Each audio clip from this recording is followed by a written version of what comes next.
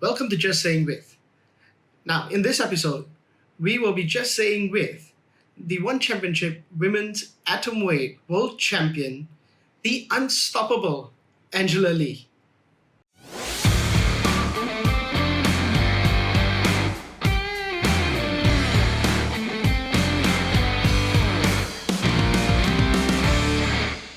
Hi, Angela, and thank you for joining us today on Just Saying With.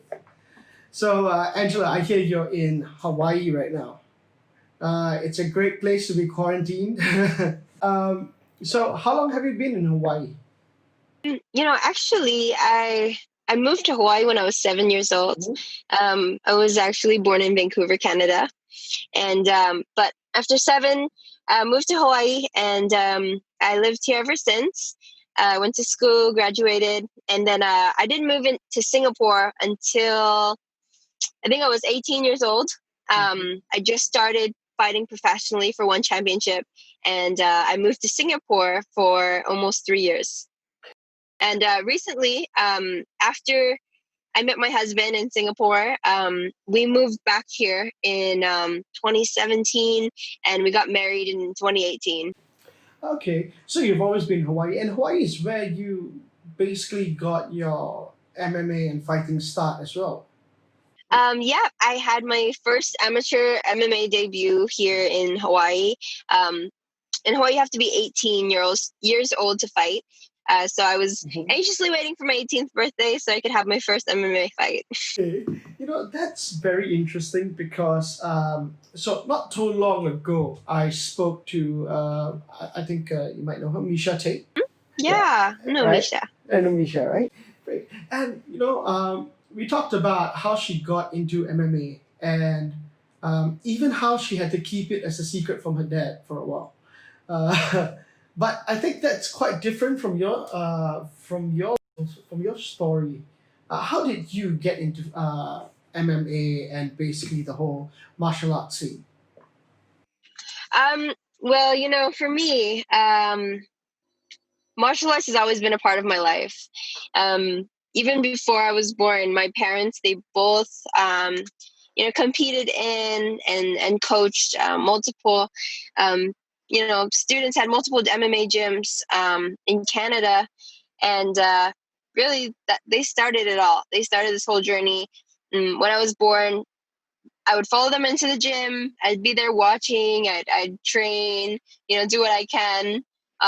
Because I was small, it was just fun for me at that age, just learning new things and, basic things, learning how to fall, things like that, getting back up. And it just kind of evolved from there. I started competing at 6 years old in, kids competitions. And I loved it. I did really well and continued with the martial arts. So I guess you never were quite bullied in school. I'm not one to pick fights. I'm always pretty friendly, and yeah, luckily I didn't get into any quarrels in school. So you started off in Hawaii, and then after that, your career led you to Asia and Singapore and the One Championship, where you're champion. And how did that journey take place? What was it like for you? Um, yeah, it's been a quite unique journey, I'd say, for myself. Um, After graduating and having three successful amateur fights in Hawaii, I got signed to One Championship, where I made my debut in Singapore. And it's crazy. It's such a coincidence. Because prior to that, I haven't been to Singapore for many years. But it's a place where my dad was born, my grandparents, we have so much extended family there in Singapore. But coming back, and especially coming back for my professional MMA debut, was quite special.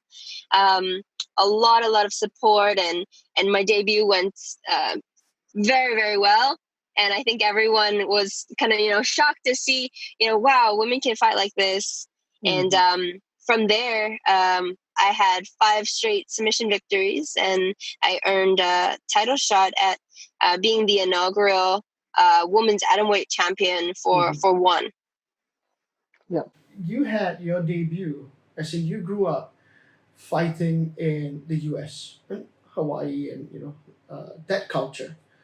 Then you have your debut in Asia and Singapore, a place where I think, I dare say that it's not just Asia, but the whole fight scene wasn't quite developed in that sense as well in Singapore.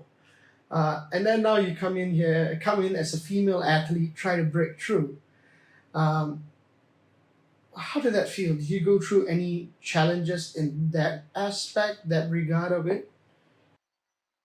Um, for me, I was really excited because I knew that Asia, Singapore, they haven't seen female fighters like this, and Mm, I was just really excited to showcase my talents, my skills to Singapore and to the world, really. And mhm. one championship gave me the perfect platform to do so, and all I had to do was go out there and do what I do best, and I won people over with my performances, and it's not something that I thought really, really hard about at first. I'm gonna be honest. I Mm. just went out there and I did what I love, which is compete and put on a great performance. But I didn't really realize what I was doing in the meantime, which is really kind of after that fight, paving the way for women's MMA in Asia. And I didn't realize how big of a deal it was, until now, looking back on it. And really, it's one of my greatest honors is to be known as the first ever female champion in one, and that's something I get to carry with me forever. So all of these experiences and everything that's happened in the last maybe 5 years with one championship, it all happened so fast. It's a real blur, but it's a crazy, crazy journey, and I'm so grateful for everything. Since you made your debut, and it was also one kind of finding its way in Asia. Um, what do you see about basically the scene in Asia right now when it comes to MMA? One championship, hands down, is the biggest, and it's crazy how much they've grown in such little time. um they have so much more room for growth as well, and um I'm just really proud to be part of an organization like one, and how they handle things and how they take care of their athletes, and um really the quality of their production and their shows. If you ever go to a live show, there's nothing quite like it. And speaking of taking care of athletes, how are you taking care of yourself right now, especially with this whole COVID madness that's going on? Has it affected your regime? Are you still keeping up? Well, luckily, my family, we we're very lucky because we have our own facility. My family, we have the keys to the gym here at United MMA Hawaii, so that hasn't stopped us from training. And luckily, we're not short on training partners. Right. My brother Christian, he's the lightweight world champ, and my husband Bruno, he's also um, bantamweight and featherweight contender. My sister, she just turned 16, and she's at the perfect age to be my training partner, and she gives me a good go. Um, so yeah, we haven't stopped training. The main difference is we don't have our evening classes for our students, so we've temporarily closed our doors, but we've replaced that with weightlifting, strength and conditioning, and just trying to keep busy during this time. I was about to ask you, or my next question was actually going to be, who do you see that's up and coming? And you've just mentioned your sister. uh, so is she going to follow your footsteps, step into the ring as well? I'm not sure. The only person who knows the answer to that is her. Mhm. Yeah, she's turning 16 actually this Sunday, Right. and she's so talented. She won the Hawaii Wrestling State Championships just this year, and she's only a sophomore. So there's so much in store for her. She still has 2 more years of high school to complete. Mhm. Um, my family and I, we don't want to rush anything. We definitely don't want to peer pressure her into making a Yeah. decision like that because, fighter life is not easy. Yeah. And especially for me, being her older sister, seeing her in the ring, I get so nervous watching her compete. Very protective. But if this is something that she does want to do, I'm going to support her 100%. But it's kind of one of those things that you have to be all in with. You know, you can't have any reservations, can't be 1 foot in, 1 foot out. And, that's very interesting, actually, especially coming from, say, somebody like you. And now you've got so many members of your family that are champions and have been in the industry. What is it like? Like, especially for a person who's been in the ring, but from the outside looking in. So you've got your husband, you've got other members of your family that fight. This is a career. What's it like then for even you knowing, but from the outside looking in? Watching one of your loved ones step in the cage and compete, they have to go in there alone. Although you're in their corner supporting them and cheering them on and things like that, it's really nerve-wracking because you really have no control over what happens inside of the cage. You just have to trust them that they've had a great camp, they know exactly what the game plan is, and they're going to go in there and execute it. But it's very hard watching your loved ones compete, and I say it all the time. It's harder for me watching my loved ones compete than for me to go out there and compete. Because when I go out there and compete, I know that I have the power to control what's going to happen in this match. But when we watch someone else compete, it's very, it's very hard. But I enjoy it, kind of.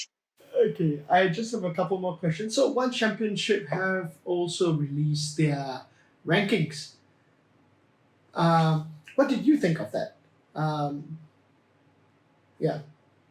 I think that rankings are a good thing. Hmm. I'm glad that One Championship has finally released some rankings. Hmm. But I don't know. Rankings change all the time. It really depends on what they're basing it off of, whether it be the most current fights or who performed a certain way in their last fight, and things are changing nonstop. So I think it's a good gauge for other fighters and other fans to see like who the top contenders are.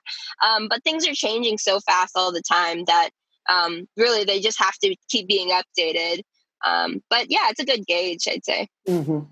Okay, and basically, last question: what's next for you? So, you've got the Atomweight Championship.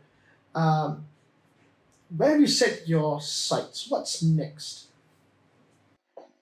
Um, well, as of right now, I'm just trying to stay healthy and Yeah. stay positive because it's a really tough time for everyone. I'm trying to support locally, do what I can, supporting small businesses.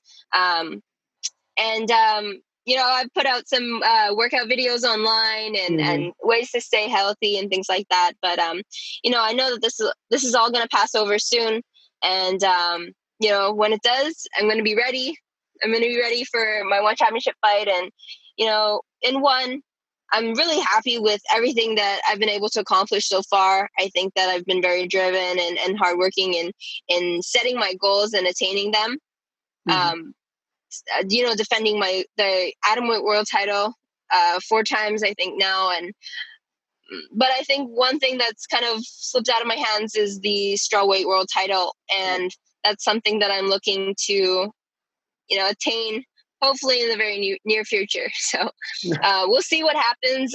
What fights one wants to put together when this whole pandemic is behind us. But I do think that is a super fight that all the fans are wanting to see. Perfect. Angela, thank you very much for taking the time. It's, you're in Hawaii, the time difference is insane. And, yeah, thank you for joining us. And I wish you the best of luck. And even for that Strongest Championship. Thank you so much. I appreciate it. And I hope you guys all stay safe over there. Stay safe and healthy. Thank you, Angela. See you. Bye bye. Bye bye.